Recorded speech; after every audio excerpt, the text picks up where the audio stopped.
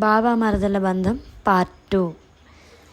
నేను నిజంగానే నిన్ను మోసం చేశానని నువ్వు నమ్మినప్పుడు నన్ను డైరెక్ట్గా వచ్చి అడగాలి కదా. కానీ నన్ను ఏదో ఉద్ధరిస్తున్నట్టు నిన్ను నా మెడలో తాళి కట్టమని ఎవరు చెప్పారు? ఒక బంధం నిలబడాలంటే కావాల్సింది నమ్మకం. అదే లేనప్పుడు ఇక్కడి వరకు తీసుకురమ్మని ఎవరు చెప్పారు అని కోపంగా అడుగుతుంది యమున. తాళి కట్టినంత మాత్రాన ఇప్పుడు నువ్వు ఏం మాట్లాడినా పడుంటానని మాత్రం అనుకోకు. ఎందుకంటే తప్పు చేయనప్పుడు నేనెప్పుడూ పడి ఉండను. ఆ విషయం నీకు బాగా తెలుసు అంటూ కోపంగా అంటుంది యమున. దాంతో సాగర్ కోపంగా బెడ్ దగ్గరికి వచ్చి ఏమన్నావే అని యమున బుగ్గలు రెండు వత్తి పట్టుకుని, ఏ తప్పు చేయలేదా? నిజం చెప్పు, ఏమన్నా? ఏ తప్పు చేయలేదా?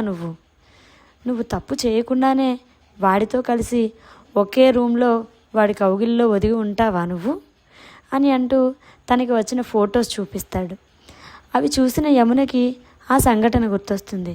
దాంతో అది కాదు బావా నేను చెప్పేది అని యమున ఇంకా ఏదో మాట్లాడేలోపే, నీకు ఇదే కావాలని నన్ను అడిగి ఉంటే నేను ఎప్పుడో ఇచ్చేవాడినిగా, నీ కోరిక నేను తీర్చేవాడినిగా.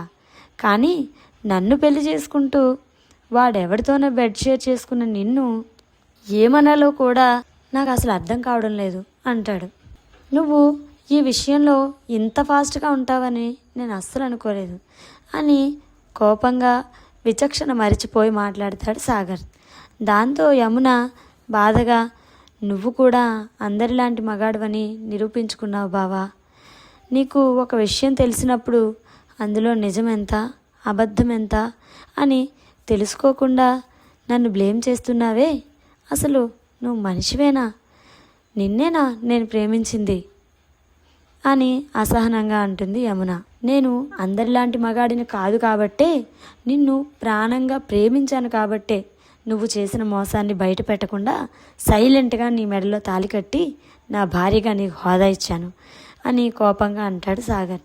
దానికి యమున, భార్య అంటే తెలుసా నీకు? అసలు భర్త అంటే ఏంటో తెలుసా నీకు?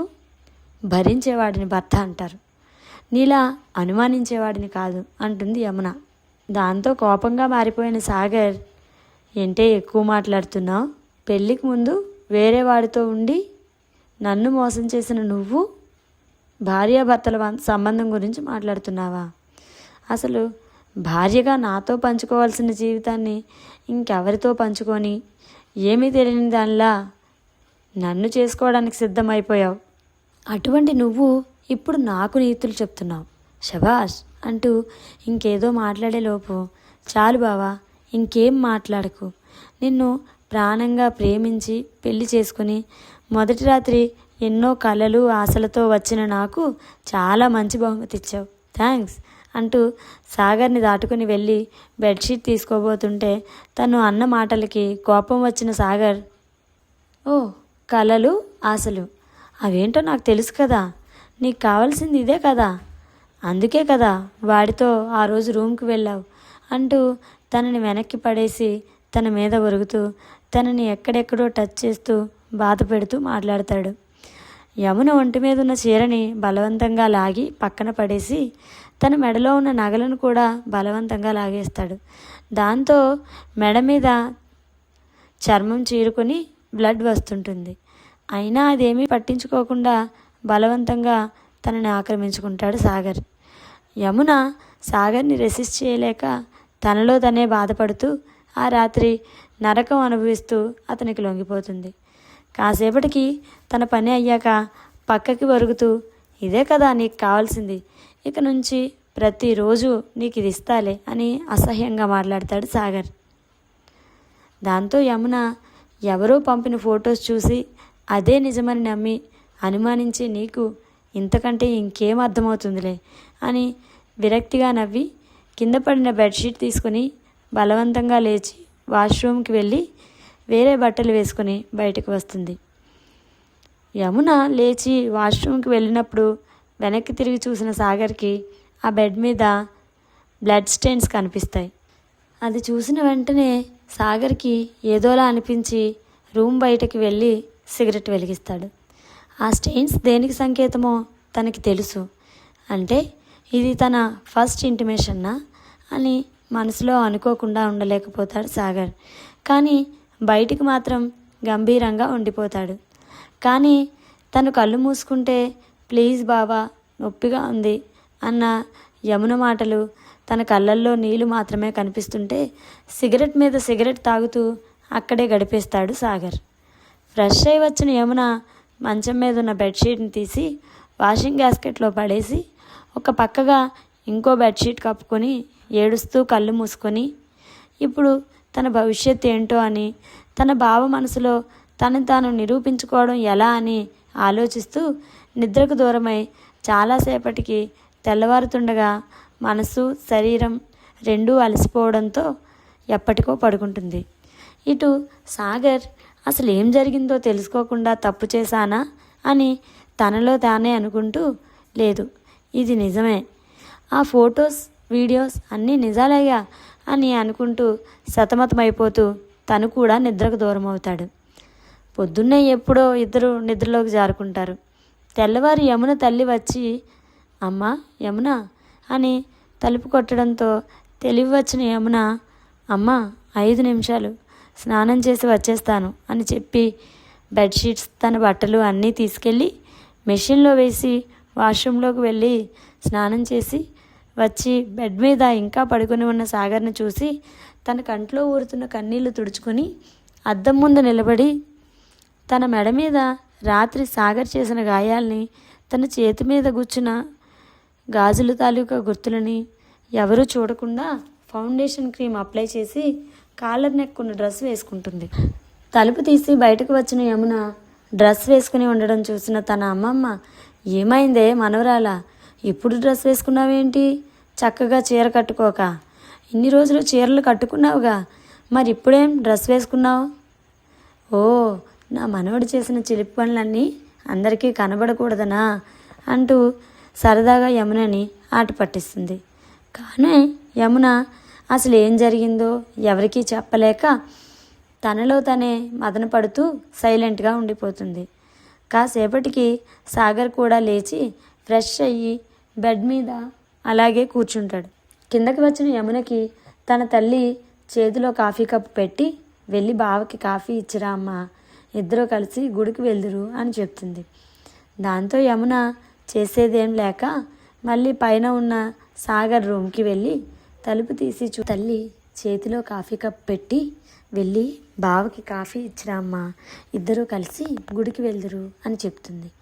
దాంతో యమున చేసేదేం లేక మళ్ళీ పైన ఉన్న సాగర్ రూమ్కి వెళ్ళి తలుపు తీసి చూసేసరికి సాగర్ ఫ్రెష్ అయ్యి బెడ్ మీద కూర్చుని ఆలోచిస్తూ ఉంటాడు. తనకి ఎదురుగా వెళ్ళి నిలబడి కాఫీ కప్పు అతనికి అందేలా పెడుతుంది. తల ఎత్తిన సాగర్ నిన్నటి వరకు పెళ్లిగాళ్ళతో కలకల్లాడుతున్న యమున మొహం ఈరోజు కళావిహీనంగా అయిపోవడం తనకి తెలుస్తూనే ఉంది. తనకి ఎందుకో చాలా గట్టిగా అనిపిస్తుంది. అసలు యమున ఇలా చేసిందా అని. ఆవేశంలో తొందరపడ్డానా అని కూడా అనుకుంటాడు. అందుకే ఎంక్వైరీ చేయాలని డిసైడ్ అవుతాడు. తన ఫ్రెండ్కి చెప్పి ఫనీ డీటెయిల్స్ కనుక్కోమని చెప్తాడు. సాగర్ పంచాయతీ ఆఫీస్కి ఎవరో ఆఫీసర్ వస్తున్నారని చెప్పడంతో అక్కడికి వెళ్ళిపోతాడు. యమున తన బావని మునిపటిలా ఎలా మార్చుకోవాలని ఆలోచిస్తూ ఉంటుంది. సాగర్ వచ్చేసరికి సాయంత్రం అయిపోతుంది. ఇద్దరినీ అలా బయటకు వెళ్ళమని చెప్తారు సుభద్రమ్మ. దాంతో సరేనని బయటకు వెళ్తున్న యమునని చూసి అలాగే వెళ్తావా, చక్కగా చీర కట్టుకో అనడంతో పైన ఉన్న తమ రూమ్కి వెళ్ళిపోతుంది. తనకే కాసేపటికి సాగర్ కూడా వెళ్తాడు. యమున డ్రెస్ తీసి శారీ కట్టుకుంటూ నిన్న రాత్రి సాగర్ చేసిన గాయాలు కనబడకుండా ఉండడానికి ఫౌండేషన్ అప్లై చేస్తూ ఉంటుంది. మెడ మీద వెనక చర్మం చీరుకుపోయి ఇంకా పచ్చిగా రక్తం వస్తున్నట్టు కనిపిస్తుంది. అది చూసిన అతనికి రాత్రి కోపంలో తన మెడలో నగలు లాగేసేటప్పుడు అవి గీసుకొని యమున గట్టిగా అరవడం గుర్తొస్తుంది. అది చూసిన సాగర్ 10 ఏళ్ల వయసులో ఆటల్లో చేతికి చిన్న దెబ్బ తగిలి గీసుకుంటే ఆ చేతిని సాగర్కి చూపిస్తూ ఎంతగానో ఏడ్చింది. చివరికి సాగర్ తనకు ఐస్ క్రీమ్ కొని బుజ్జగిస్తే అప్పుడు ఊరుకుంది. ఆ విషయం గుర్తొస్తుంది. ఇప్పుడు తన వల్ల ఇంత పెద్ద గాయమైనా ఎవరికీ చెప్పలేదు. అది గుర్తు రాగానే ఒక్క క్షణం గట్టిగా కళ్ళు మూసుకుని తెరుస్తాడు. అంతలో యమున రెడీ అయ్యి బయటకు వెళ్తూ కనిపిస్తుంది. వెళ్తున్న తన చేయి పట్టుకున్న సాగర్ వైపు కోపంగా చూసి చేయి వదిలించుకొని వెళ్ళిపోతుంది. కింద అందరూ ఉండడంతో తన వెనక వచ్చిన సాగర్ ఏం మాట్లాడకుండా కూర్చుంటాడు. ఇంతలో చరణ్ అక్కడికి వస్తాడు. మావయ్య, చెల్లిని ఒకసారి బయటకు తీసుకెళ్తాను అనడంతో సుభద్రమ్మ గారు, కానీ యమున సాగర్ ఇద్దరికి బయటకు వెళ్దాం అనుకున్నారు అంటుంది. వెంటనే సాగర్, మీరు వెళ్ళండి, నాకు పనుంది అని అక్కడి నుంచి లేచి వెళ్ళిపోతాడు. ఉన్నట్టుగా మారిపోయిన సాగర్ ప్రవర్తనకి అందరికీ గట్టి షాకే తగులుతుంది. ఎప్పుడు బయటకు వెళ్ళినా చరణ్ని కూడా రమ్మని తీసుకెళ్లే సాగర్ ఈరోజు వాళ్ళని వెళ్ళిపోమని తను ఒక్కడే ఒంటరిగా వెళ్ళడం ఆశ్చర్యంగా అనిపిస్తుంది వాళ్ళందరికీ. సరేనని చరణ్ యమునని గుడికి తీసుకెళ్ళి, బావ ఎందుకో కోపంగా ఉన్నట్లు అనిపిస్తుందని కీర్తన చెప్పింది, నిజమేనా? బావ ఎందుకు కోపంగా ఉన్నాడు? ఒకవేళ నిజం తెలిసిందా అని అడుగుతాడు. దాంతో యమున చరణ్ గుండెల మీద వాలిపోయి ఏడుస్తూ ఉంటుంది. చరణ్ తన తల మీద చేయి వేసి నిమురుతూ, ఏడవకురా, అసలు ఏం జరిగింది? బావ నిన్ను ఏమన్నా అన్నాడా? నైట్ ఏమన్నా గొడవ పడ్డారా? లేక నిన్ను తిట్టాడా అని అడుగుతాడు.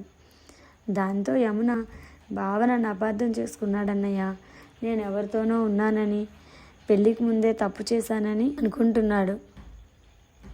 ఇప్పుడు ఈ నిజం బావకి ఎలా చెప్పాలి? బావ అసలు నిజం చెప్పినా వింటాడా అని బాధపడుతుంది. దాంతో చరణ్, లేదురా, బావకి నేను అన్నీ చెప్తాను, తప్పకుండా బావ అర్థం చేసుకుంటాడు అని చెప్తాడు. ఏమో అన్నయ్య, నాకైతే అస్సలు నమ్మకం లేదు, చాలా అంటే చాలా కోపంగా ఉన్నాడు అంటూ ఏడుస్తూ ఉంటుంది. లేదురా, ఇలా ఏడుస్తూ ఉండకు, పద మన ఇంటికి వెళ్దాం, అందరూ ఎదురు చూస్తూ ఉంటారు, ఇప్పటికే చాలాసేపు అయింది అని తనని ఇంటికి తీసుకుని వెళ్తాడు. తను పెట్టిన మనిషిని ఫనీ గురించి డీటెయిల్స్ ఏమైనా తెలిసాయా అని అడుగుతాడు సాగర్. వాళ్ళు, హా సార్ అని, వాడు ఒక పెద్ద రోగ్ సార్, కాలేజీలో వాడు స్టూడెంట్ లీడర్గా పోటీ చేయాలనుకున్నాడు. కానీ ఒక అమ్మాయి వాడు ఇల్లీగల్గా గంజాయి పిల్లలకు స్టూడెంట్స్కి స్మగ్లింగ్ చేస్తున్నాడని కంప్లైంట్ ఇచ్చింది. దాంతో వాడిని స్టూడెంట్ లీడర్గా పోటీ చేయనివ్వకుండా ఆపేశారు. ఆ అమ్మాయి పేరు యమున సార్. తను ఇంకా తన అన్నయ్య కలిసి వాడిని పట్టించారు సార్. అండ్ సార్, ఆ నాగేంద్రని వాళ్ళ నాన్న పలుకుబడి ఉపయోగించి విడిపించి టౌన్లో ఎవరికీ తెలియకుండా ఉంచాడు. వాడికి ఫనీ క్లబ్లో పరిచయం అయ్యాడు. ఇద్దరూ కలిసి అవకాశం కోసం ఎదురు చూశారు. అందుకే మీకు ఇలాంటి ఫొటోస్ పంపించి మీరు విడిపోయి బాధపడాలనుకున్నారు అని చెప్తాడు. దాంతో సాగర్ ఆవేశంతో విచక్షణ మరిచి తాను ఎంత తప్పు చేశాడోనని బాధపడతాడు. యమున చరణ్ ఇంటికి వచ్చేసరికి సాగర్ ఇంట్లోనే ఉంటాడు. చరణ్ తన చెల్లిని తీసుకొని నేరుగా పైన సాగర్ రూమ్కి వెళ్తాడు. సాగర్ గదిలో కిటికీ దగ్గర నిలబడి బయటకు చూస్తూ ఉంటాడు. చరణ్ డోర్ ఓపెన్ చేసి బావా అని పిలుస్తాడు. ఆ పిలుపుకి ఇటు తిరిగిన సాగర్కి చరణ్ తన పక్కనే యమున నిలబడి కనిపిస్తారు. ఎప్పటి నుంచో ఏడుస్తున్నట్లుంది. ముఖమంతా ఉబ్బిపోయి కళ్ళు రెండు వాచిపోయి అందంగా చందమామలా ఉండే తన ముఖం ఇప్పుడు వాడిపోయి కళావిహీనంగా ఉంది. అది చూడగానే తనకెందుకో గుండెల్లో ఒక్కసారి కలుక్కుమన భావన కలిగింది. కానీ అదేమీ బయటకు చూపించకుండా, చెప్పు చరణ్ అంటాడు. బావా, నీతో ఒక విషయం మాట్లాడాలి, నీకు వీలవుతుందా అని అడుగుతాడు చరణ్. దాంతో అంటూ చెప్పమని చరణ్కి ఒక చేయి చూపించి తను సోఫాలో కూర్చుంటాడు. వాళ్ళిద్దరూ మాట్లాడుకుంటుండగా యమున కిందకి వెళ్తుంది కాఫీ తీసుకుని వస్తానని. ఈలోపు బావా, ఇది జరిగి చాలా రోజులవుతుంది, నీకు చెప్పకుండా నేను క్లియర్ చేశాను అనుకున్నాను, కానీ అది క్లియర్ అవ్వలేదని, ఆ విషయానికి ఇంకేదో జరిగిందని తెలిసింది. నువ్వు యమునని అనుమానించడం ఏంటి బావా? అసలు ఏం జరిగిందో నువ్వు నన్ను కానీ యమునని కానీ అడగాలి కదా. ఇలా ఏవో ఫోటోలు వీడియోలు చూసి నీ నిర్ణయం నువ్వు తీసుకోవడమేనా అని అంటాడు. సాగర్ పెళ్ళికి 2 రోజుల ముందు వచ్చాయి ఆ వీడియో ఫొటోస్. నాకు నేను ఎలా అర్థం చేసుకోవాలి? యమున కూడా ఇంతకు ముందు కాలేజీలో ఫనీ అనే అబ్బాయి తనకి లవ్ చేస్తున్నాడని, తనకి ప్రపోజ్ చేశాడని, యాక్సెప్ట్ చేయనా వద్దా అని నన్ను అడిగింది. ఇప్పుడు ఆ ఫొటోస్ వీడియో చూసిన తర్వాత నేను ఎలా అర్థం చేసుకోవాలి అని చాలా గంభీరంగా సీరియస్గా చరణ్ని అడుగుతాడు సాగర్. కనీసం నువ్వు నన్నైనా అడగాల్సింది బావా. ఇలా నీకు నువ్వే ఒక భావనకి రాకుండా ఉండాల్సింది. ఇదంతా నాగేంద్ర ఫనీ కలిసి ఆడిన నాటకం బావా. ఆ రోజు ఏం జరిగిందో నేను నీకు చెప్తాను అంటూ వాళ్ళు సినిమాకి వెళ్ళడం, అక్కడి నుంచి నాగేంద్ర ఫనీ కలిసి యమునని తీసుకొని హోటల్కి వెళ్ళడం, తన వెనకే వెళ్ళిన తనని తల మీద కొట్టి రూమ్లో ఒక పక్కన పడేయడం, స్పృహలో లేని యమునతో ఫోటోలు దిగడం, ఇదంతా చెప్తాడు. వాళ్ళిద్దరూ ఆ రోజు బయటపడి ఇంటికి రావడం గురించి చెప్తాడు. కానీ ఈ విషయాలన్నీ ఇంట్లో చెప్పి అందరినీ భయపెట్టడానికి ఇష్టం లేక ఊరుకున్నాను అని చెప్తాడు. మరి నాకెందుకు చెప్పలేదు ఇంతవరకు అని చాలా సీరియస్గా అడుగుతాడు సాగర్. దాంతో ఇది పెద్ద మ్యాటర్ అని నేను అనుకోలేదు బావా, అందుకే నీ వరకు రానివ్వలేదు. ఆ తర్వాత ఫనీ కూడా కనిపించలేదు బావా. మమ్మల్ని కిడ్నాప్ చేసి టెన్షన్ పెట్టి వాడు వెళ్ళిపోయాడు అనుకున్నాను. కానీ వాడు రహస్యంగా ఇలా ఫోటోలు తీసి నీకే పంపించే ప్లాన్ వేస్తాడని నేను అనుకోలేదు అని చెప్తాడు. దాంతో సాగర్ ఏం మాట్లాడాలో తెలియక సైలెంట్గా ఉండిపోతాడు. ఇందులో యమున కాఫీ పట్టుకొని పైన ఉన్న రూమ్కి వస్తుంది. కాఫీ తీసుకొని నేను మళ్ళీ వస్తాను బావా అని చెప్పి వెళ్ళిపోతాడు చరణ్. యమున కాఫీ ఇచ్చేసి అక్కడ ఉండకుండా వెంటనే కిందకి వెళ్ళిపోతుంది. సాగర్ తన తొందరపాటుతనానికి రిగ్రెట్ ఫీల్ అవుతూ ఆ పనిని పట్టుకోమని తన ఫ్రెండ్ ఏసీపీకి కాల్ చేసి చెప్పి కాసేపు అలాగే ఉండి నైట్ డిన్నర్ టైంకి కిందకి వస్తాడు. కిందకి వచ్చిన సాగర్ డైనింగ్ టేబుల్ దగ్గర తన తల్లిదండ్రులతో పాటు కూర్చుంటాడు. దాంతో తన నానమ్మ సుభద్ర గారు, నువ్వు కూడా కూర్చోవే, అందరం కలిసి ఒకేసారి భోంచేద్దాం అని అంటారు. దాంతో యమున, లేదు నానమ్మ, నేను తర్వాత భోంచేస్తాను, మీరు చేయండి చెప్పి అంటుంది. దాంతో సాగర్ తన చేయి పట్టుకుని డైనింగ్ చైర్లో కూర్చోబెట్టి నోరు మూసుకుని తిను అని గంభీరంగా చెప్తాడు. దాంతో ఇంకేం మాట్లాడకుండా తను కూడా భోజనం చేసి డిషెస్ అన్నీ క్లీన్ చేసి పాలు తీసుకుని పైన ఉన్న సాగర్ రూమ్కి వెళ్తుంది. రూమ్లోకి వెళ్ళి డోర్ ఓపెన్ చేయగానే సాగర్ తన దగ్గరికి వచ్చి తనని గట్టిగా కౌగిలించుకుంటాడు. ఆ కౌగిలి ఎంత దృఢంగా ఉందంటే తనకి ఆ క్షణం ఊపిరి ఆగిపోయినట్లుగా అనిపించింది. కానీ ఆ కౌగిలిలో సాగర్ బాధ మాత్రమే తెలుస్తుంది. నిన్ను అపార్థం చేసుకున్నాను, నువ్వు నా ప్రాణమని తెలిసి కూడా మూర్ఖంగా ఆలోచించాను, నిన్ను చాలా బాధ పెట్టాను. కానీ నీ గురించి నాకు తెలియదా? అప్పుడు నేను ఇంత మూర్ఖంగా ఆలోచించకుండా బిహేవ్ చేశాను. ప్లీజ్ రా, సారీ అని మరోసారి అంటూ యమునని ఇంకా గట్టిగా హగ్ చేసుకుంటాడు. దాంతో యమున, నువ్వు నాకు సారీ చెప్పొద్దు బావా, ఇది ఒక చిన్న అపార్థం మాత్రమే, ఇలాంటివి మన మధ్య ఇంకెప్పుడు వచ్చే అవకాశం మాత్రం ఇవ్వద్దు ప్లీజ్ అని అంటుంది. సాగర్, నిజంగా సారీరా, ఇంకెప్పుడు ఇలాంటి పని చేయను. అసలు నేను ఎందుకు చిన్నప్పటి నుంచి తెలిసిన నీ గురించి ఇలా ఆలోచించానో నాకు అసలు అర్థం కావట్లేదు. నువ్వు ఒకసారి సరదాగా ఫనీ ప్రేమికుల రోజు ప్రపోజ్ చేశాడని చెప్పిన మాట నాలో ఇన్సెక్యూరిటీని పెంచి ఉండొచ్చు. ఆ ఇన్సెక్యూరిటీ కారణంగానే ఎక్కడ నువ్వు నా చేజారిపోతావని బాధతోనే ఈ ఫోటోలు పంపించిన వీడియోలు చూసినా నేను నిన్ను వదలకుండా నీ మెడలో తాళి కట్టాను. కానీ అదే ఆవేశంతో ఎంతో ఆనందంగా గడపాల్సిన మన మొదటి రాత్రి నీకు జీవితంలో మర్చిపోలేని ఒక భయంకరమైన రాత్రిగా చేశాను. మన్నించురా ప్లీజ్ అని అంటూ కన్నీళ్ళు పెట్టుకుంటాడు. ఆ కన్నీటి తడి తన భుజం మీద తెలుస్తూ ఉంటే తన బావని ఇంకా గట్టిగా హక్ చేసుకొని, బావా మళ్ళీ చెప్తున్నా, సారీ చెప్పొద్దు అని అంటుంది. తర్వాత కాసేపటికి యమున, బావా కింద అందరూ మన కోసం వెయిట్ చేస్తుంటారు, వెళ్దాం అనడంతో వాళ్ళిద్దరూ ఒకరి చేయి ఒకరు పట్టుకొని నవ్వుకుంటూ కిందకి వచ్చి వాళ్ళిద్దరూ కలిసి తిరుపతి వెంకటేశ్వర స్వామి దర్శనానికి వెళ్తామని చెప్తారు.